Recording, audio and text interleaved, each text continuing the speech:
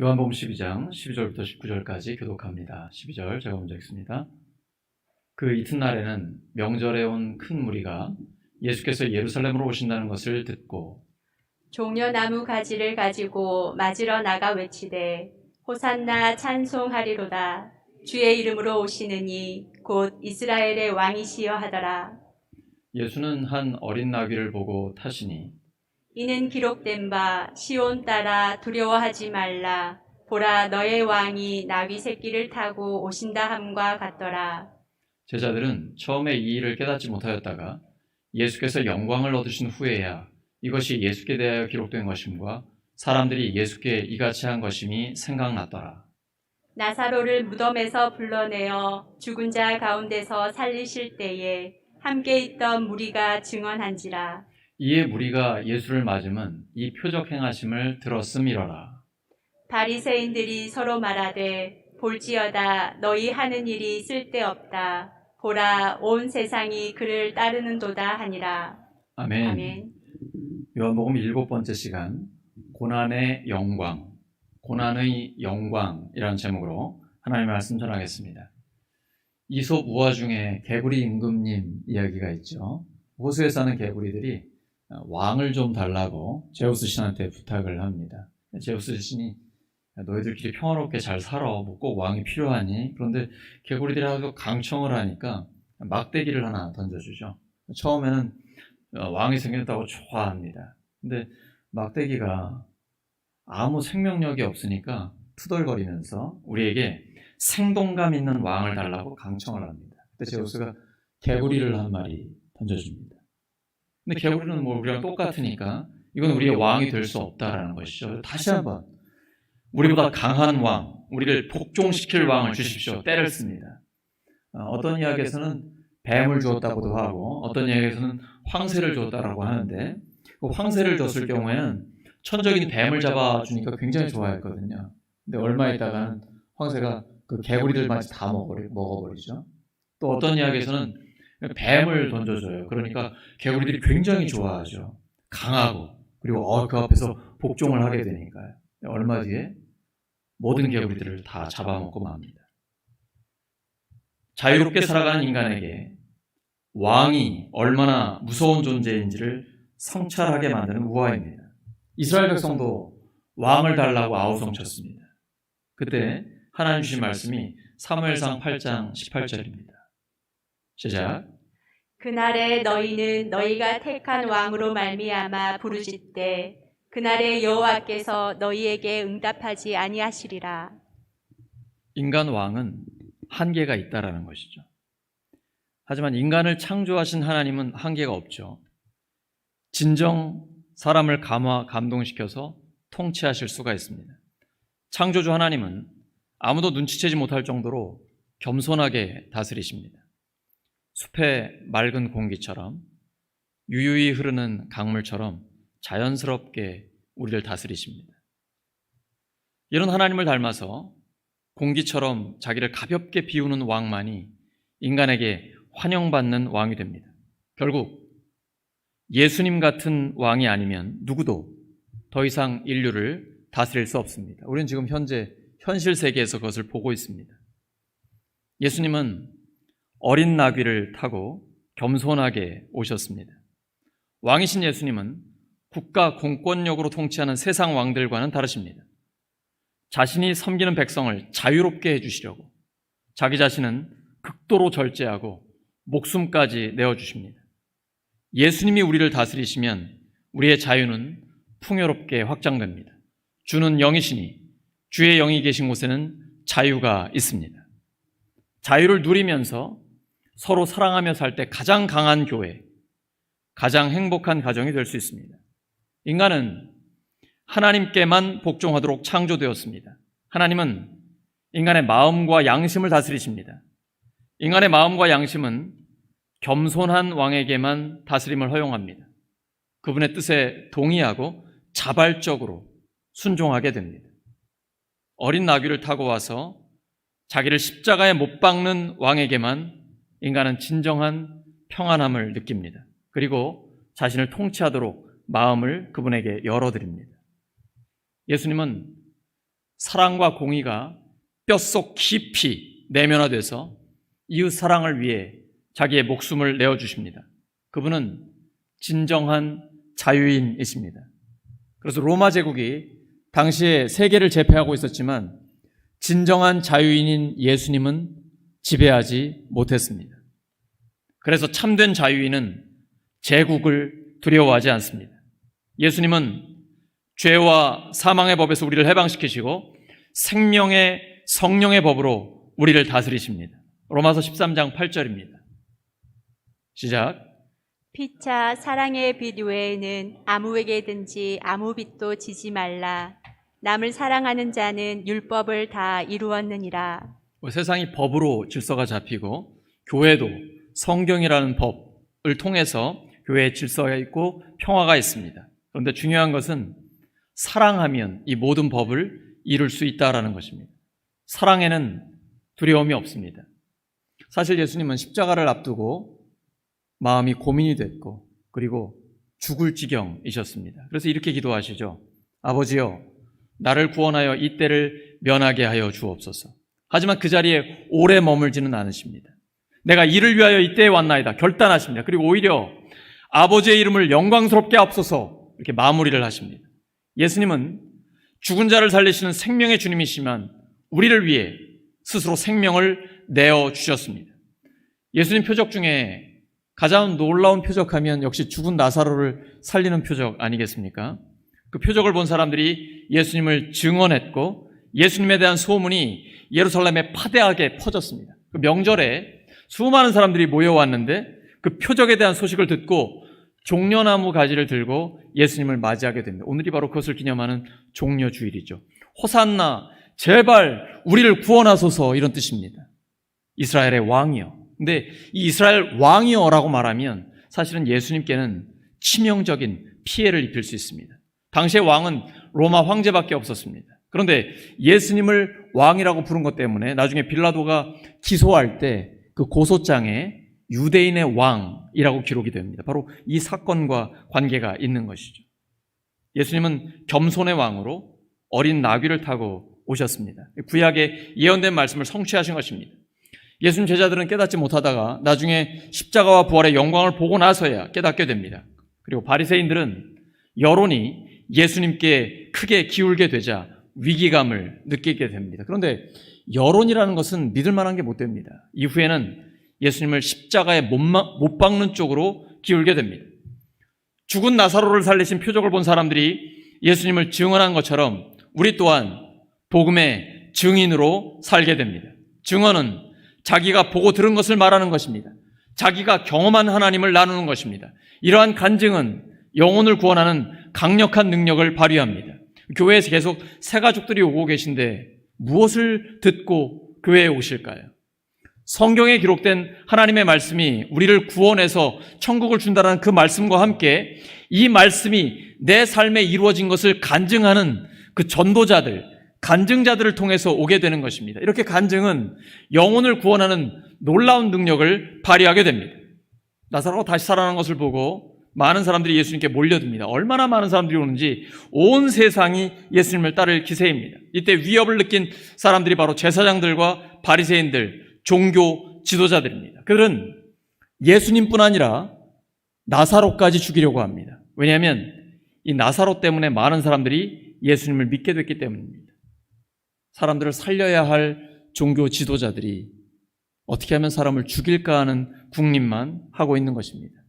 나사로 때문에 예수님을 믿는 자가 많아졌습니다. 나사로는 그 있는 존재 자체가 예수님의 능력을 보여주는 산 증인이 되었기 때문입니다. 지금 예수님 옆에서 잔치자리에서 음식을 먹으며 말씀을 듣고 있는데 죽었다가 살아났지 않습니까? 그 사람을 보러 온 사람들이 너무나 많은 거예요. 바로 나사로 때문에 많은 사람들이 예수님을 믿게 된 것이죠. 우리도 우리 때문에 예수님을 믿게 되는 사람들이 많아지기를 소망합니다. 우리를 보면 야, 진짜 하나님 살아계신가 봐. 어떻게 네가 이렇게 변화됐어. 이런 고백들이 많이 나오기를 소망합니다. 우리가 예수님의 능력이 살아있는 산 증거가 되기를 예수 그리스도 이름으로 축원합니다. 옆 사람 축복해 주시기 바랍니다. 당신을 보고 많은 사람들이 예수님께 돌아오길 바랍니다.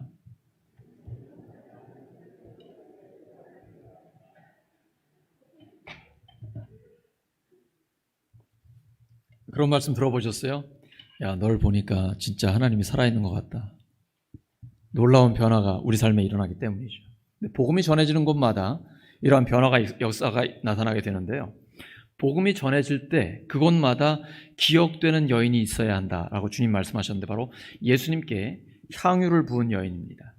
나사로의 동생 마리아는 지극히 비싼 향유 한 근, 그 나드 한 근을 예수님의 발에 부었습니다. 그것은 노동자의 1년 연봉에 해당되는 가격입니다. 죽은 오빠가 살아났으니까 얼마나 기쁘겠습니까? 감사하겠습니까?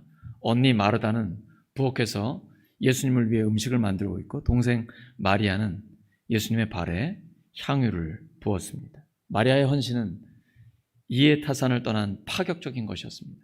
사랑은 계산하지 않는 것입니다. 우리 다 사랑해 보았지 않습니까?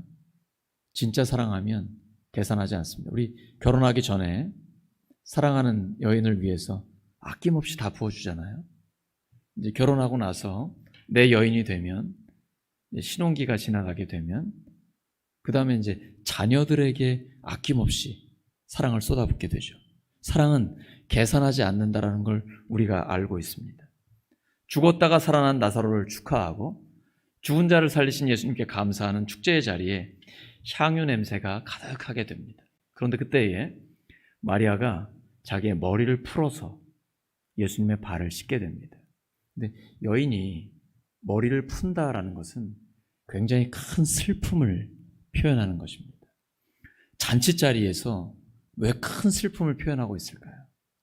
마리아는 예수님의 제자로서 예수님을 너무 사랑하고 그리고 잔치자리에 오셨는데 예수님의 그 비장한 표정 그리고 뭔가 엄숙한 예수님의 눈빛을 보면서 예수님의 제자로서 그리고 여자로서 그 특유의 그 감각이 있는 것이죠. 아무도 모를 때 마리아만은 예수님의 장례를 준비하고 있는 것입니다. 그러면서 그 슬픔을 예수님을 보는 오늘이 마지막일 수 있다라는 그 순간을 기억하고 싶어서 평생을 모아온 그 비싼 향유를 예수님의 발에 붓고 자기의 머리를 풀어 그 발을 씻고 있는 것입니다. 이 중요한 순간에 죄를 뿌리는 사람이 있습니다.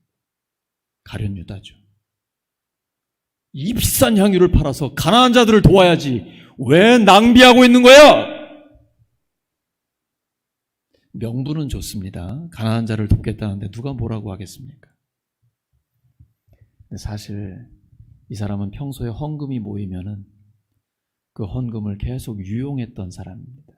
그 요한복음 12장에 표현되어 있는 훔치다라는 단어는 헬라어 바스타조를 미완료형으로 표현하고 있습니다. 그러니까 완료가 안 된 거예요. 훔치는 걸 반복하고 있는 거예요. 훔치곤 하는 사람, 반복적으로 헌금을 유용하는 도둑, 그 사람이 바로 가룟 유다거든. 근데 예수님께서는 마리아를 볼 때에 이것이 얼마나 큰 의미를 갖고 있는지를 알고 계신 것입니다. 가룟 유다는 그것을 낭비라고 봤지만 예수님은 그것을 준비하는 것이라고 보셨습니다. 바로 예수님의 장례를 준비하고 있는 것이죠. 예수님은 그의 마음을 꿰뚫어 보고 계시고 다른 사람들이 볼 수 없는 남다른 눈으로 예수님의 제자를 바라보고 있는 것입니다. 우리도 마찬가지입니다. 오늘 우리가 예배를 드리고 우리가 삶의 자리에서 어떤 행동을 할 때에 하나님은요 우리의 숨은 동기를 다 보고 계십니다. 그리고 우리가 생각하지도 못한 것을 예수님은 보시고 기억하시고 칭찬과 격려하시고 그리고 아낌없이 축복해 주십니다. 그리고 그 예수님의 말씀은 우리의 삶에 이루어지는 것입니다. 이 마리아의 헌신을 예수님이 이렇게 표현하고 계십니다. 마태복음 26장 13절입니다. 시작. 내가 진실로 너희에게 이르노니 온 천하에 어디서든지 이 복음이 전파되는 곳에서는 이 여자가 행한 일도 말하여 그를 기억하리라 하시니라. 예수님의 마음이 느껴지시죠? 많은 사람들이 모여 있는데 아무도 모를 때 마리아는 예수님의 마음을 알고 있는 거예요. 예수님의 눈빛만 봐도 예수님이 이제 죽음을 준비한다라는 것을 알고 있는 것이죠. 오늘이 바로 그날입니다. 종료주일. 이제 마지막 십자가를 향해 나아가는 예수님의 발걸음이 시작되는 것이죠. 예수님은 우리의 마음을 보고 계십니다. 마리아는 물질을 들여 예수님을 섬겼지만 가룟 유다는 물질을 챙기기 위해 예수님을 이용했습니다. 이것은 세계관의 차이입니다. 예수님을 믿는다라는 것은 성경적 세계관을 갖는 것입니다. 단순히 주일에 한번 교회에 나와서 예배드리는 종교 행위를 하는 게 아니라 성경적 세계관, 성경적 가치관을 갖는 것입니다. 그런데 우리가 텔레비전과 인터넷과 수많은 광고, 드라마, 세속적인 것들만 집어넣고 눈으로 보고 귀로 듣고 있으면 세속적 가치관, 세속적 세계관으로 가득 차게 됩니다. 그래서 나도 모르게 그렇게 살아가게 됩니다. 하지만 끊임없이 성경을 묵상하고 말씀 붙들고 기도하면서 말씀에 순종하려고 하면 성경적 가치관, 성경적 세계관이 우리의 사상이 됩니다. 그래서 사람을 대할 때나 교회나 가정과 일터에서 어떠한 일을 결정할 때에도 늘 하나님의 뜻, 하나님의 방법대로 나아가게 되는 것입니다. 우리가 교회에서 교회 전체는 오직 하나님의 뜻을 구해야 합니다. 어떤 회의를 할 때도 마찬가지입니다. 당회를 하거나 교사회의, 기관에서 회의, 어떤 모든 회의를 할 때에 내 뜻이 관철되는 것은 중요하지 않습니다. 내 뜻이 관철되고 내 주장이 펼쳐지기를 원하면 교회는 싸움터가 됩니다. 우리는 오직 하나님의 뜻을 구해야 합니다.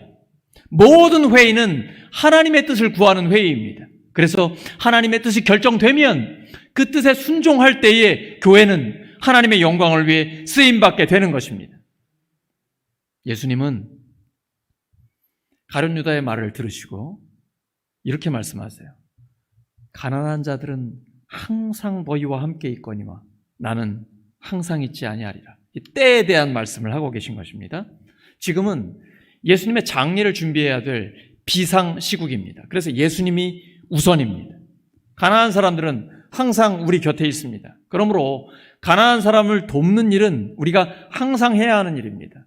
우리 주변에 있는 이웃을 돕는 일, 그리고 우크라이나 난민을 구제하는 일은 하나님이 기뻐하시는 일입니다. 우리가 적극적으로 해야 하는 일입니다. 그리고 지금 국제정세가 혼란스럽고 그리고 우리나라의 정권이 교체되면서 남북한에 굉장히 긴장된 예민한 시기입니다. 그래서 나라의 안전과 평화로운 통일을 위해서 우리가 간절히 기도할 때입니다. 그러면 하나님이 때에 하나님의 방법으로 우리에게 평화로운 통일을 허락해 주실 것입니다. 우리는 독일의 통일에서 그것을 확인했습니다. 아무도 예상치 못한 때에 하나님이 갑자기 통일을 시켜주셨습니다. 그런데 우리가 확인해 보니까 동서독에 있는 수많은 교회들이 그동안 얼마나 많이 기도했고 통일을 위해서 애썼던 것을 나중에 확인하게 됐습니다. 하나님이 우리의 기도를 들으시고 우리에게도 그러한 평화로운 통일을 허락하실 줄로 믿습니다. 예수님께 향유를 부었습니다. 그 의미를 모르는 사람들이 볼 때는 낭비처럼 보입니다. 하지만 이것은 헛되이 돈을 쓰는 낭비와는 다릅니다. 나의 가장 소중한 것을 예수님께 드리는 사랑의 표현입니다. 그래서 사랑은 거룩한 낭비입니다. 이렇게 예수님을 진정으로 사랑하는 사람만이 가난한 사람을 진짜 도와줄 수 있습니다. 우리를 위해 생명을 내어주신 예수님의 사랑을 받았기 때문에 아낌없이 가난한 이웃을 사랑할 수 있습니다. 근데 그때에도 오른손이 하는 일, 왼손이 모르게 합니다. 주고도 잊어버립니다. 생색내지 않습니다. 수혜자가 수치심을 느끼지 않도록 돕는 것입니다. 그것은 도움을 받는 사람에 대한 배려입니다. 그러지 않으면 내가 주었다 이렇게 표현을 하게 되면 주는 자가 되고 받는 자가 되니까 계급이 형성되게 되고 받는 자는 자유롭지 못하게 될 수 있습니다. 하나님께서 구약 율법에 보면 추수할 때에 다 걷어들이지 말고 한쪽에 모퉁이를 그대로 남겨두라고 하십니다. 그러면 밤중이라든지 사람들이 보지 않을 때 가난한 사람들이 와서 걷어가가지고 자기들이 먹을 수 있거든요. 땅의 주인이 누굽니까? 땅의 주인이 누굽니까? 성경은 명확하게 기록하고 있습니다. 땅의 주인은 등기부상에 나와 있는 그 소유주가 아니고요. 하나님이라고 말씀하십니다. 그래서 하나님이 그 땅의 주인이기 때문에 이 모퉁이 것은 가난한 자들을 위해 하나님께서 남겨두신 거예요. 그래서 실제 이 땅에서 소유하고 있는 사람이 다 추수할 수 있지만 남겨두어서 그 사람들이 마음껏 하나님의 은혜를 누리도록 배려하는 것, 이것이 성경의 정신입니다.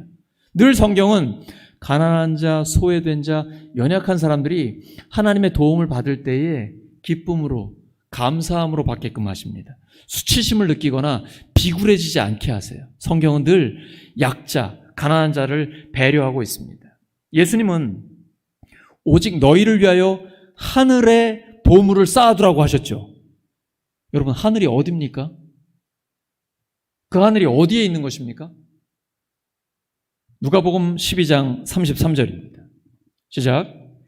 너희 소유를 팔아 구제하여 낡아지지 아니하는 배낭을 만들라. 곧 하늘에 둔 바 다함이 없는 보물이니 거기는 도둑도 가까이 하는 일이 없고 좀도 먹는 일이 없느니라. 하늘이 어디입니까? 다시 한번 누가복음 12장 33절 시작.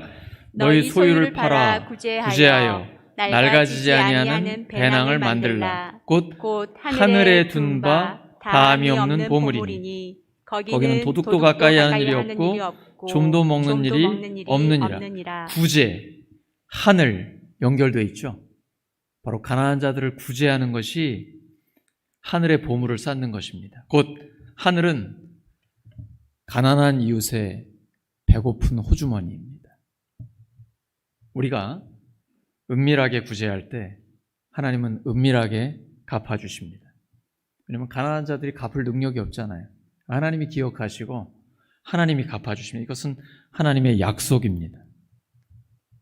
본문에서 예수님은 겸손의 본을 보이시고 말씀을 성취하셨습니다. 예수님의 제자는 그것을 본받아 겸손하게 말씀대로 행하는 사람입니다. 주님께서는 십자가의 고난을 절망이나 고통이라고만 생각하지 않으시고 하나님의 사명을 다 이루고 하나님께 돌아가는 영광이라고 선포하십니다. 그것이 바로 고난의 영광입니다. 예수님이 예루살렘에 입성하시는 모습은 마치 전쟁에서 승리한 장군과 군사들이 개선 행진을 하는 것 같습니다. 그런데 예수님은 멋진 백마를 타신 게 아니라 어린 나귀를 타고 계십니다.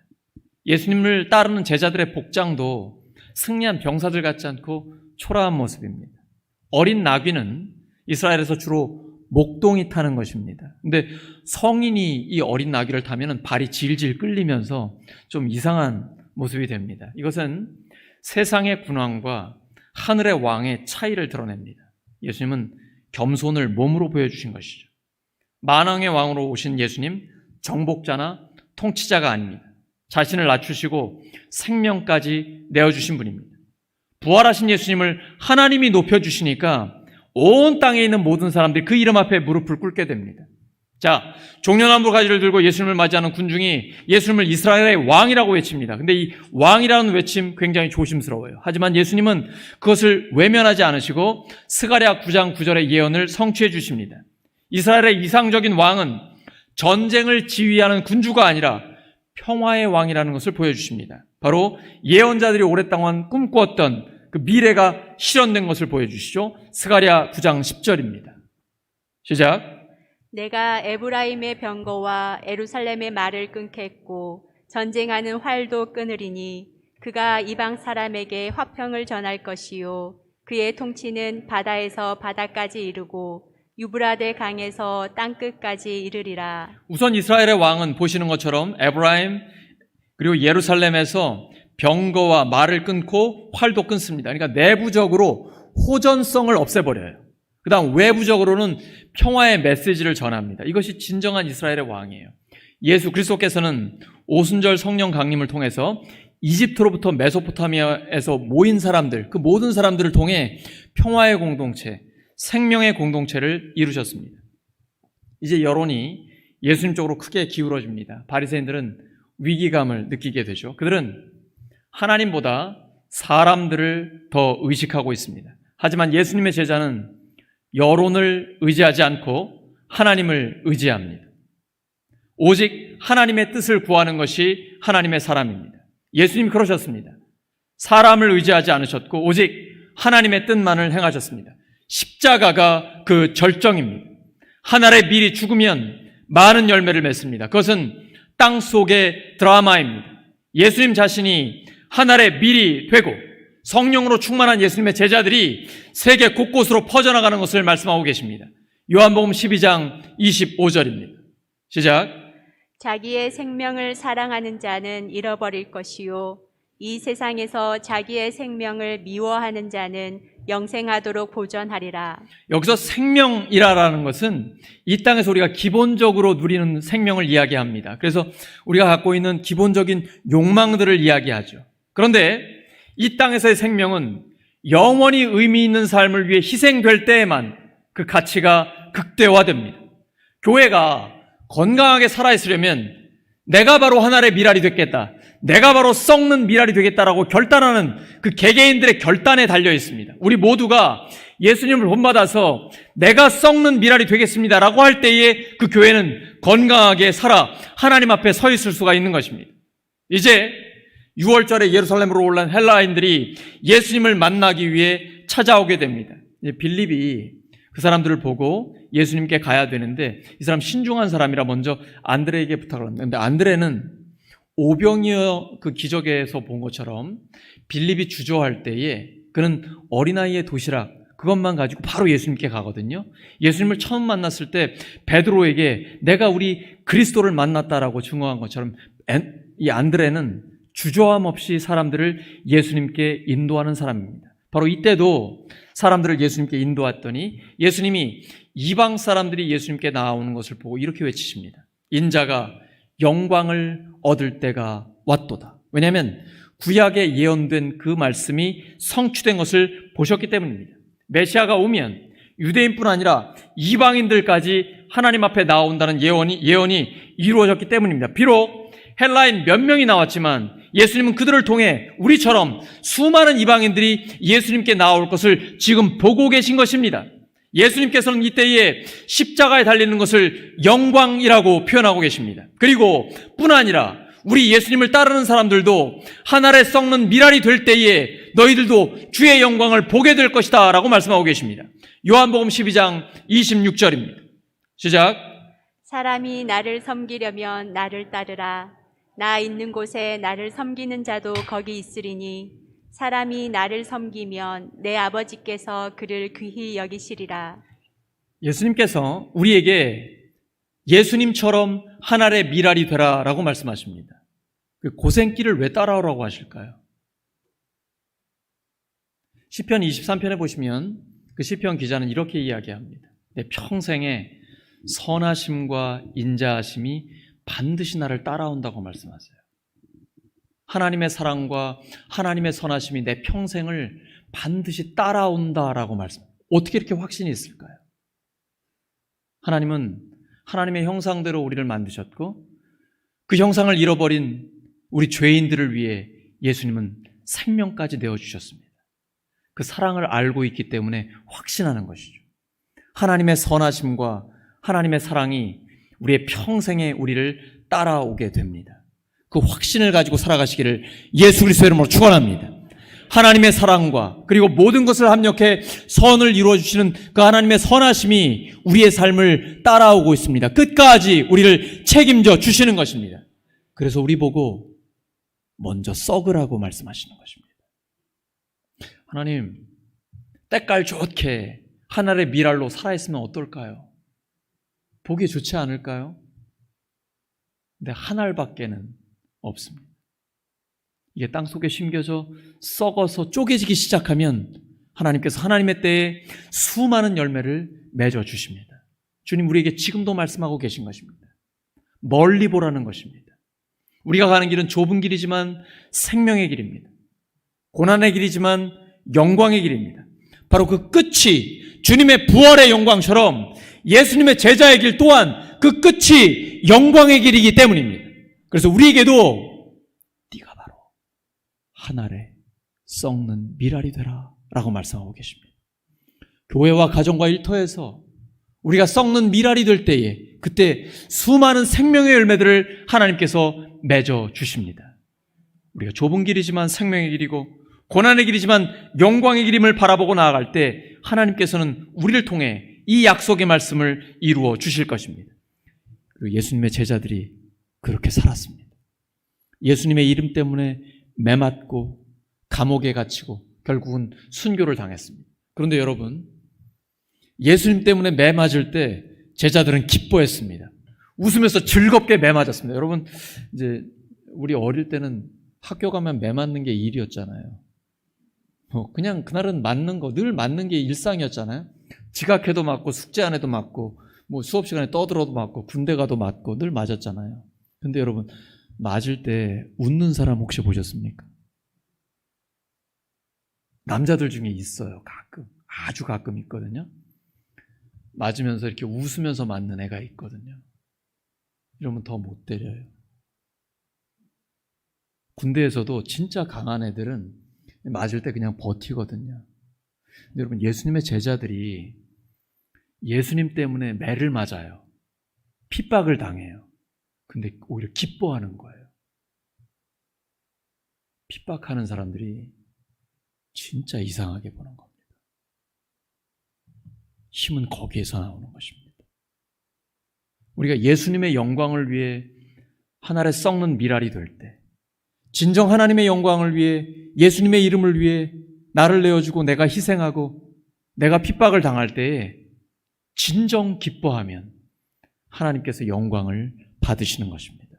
우리도 예수님의 제자들처럼 그 길을 걷기 원합니다.